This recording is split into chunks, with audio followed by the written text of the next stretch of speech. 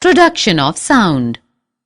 Students, we know that sound is a sensation or a feeling that we hear.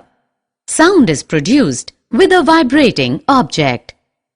The motion of materials or objects causes vibrations. Vibration means a kind of rapid to and fro motion of an object.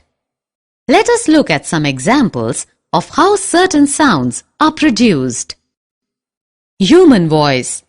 The sound of the human voice is produced due to vibrations in the vocal cords. Animal sound. When a bird flaps its wings, a sound is produced. Bees buzz as they fly because of the rapid movement of their wings. Their wings make the air vibrate, producing a buzzing sound. Musical sounds. Musical instruments produce many different sounds in various ways.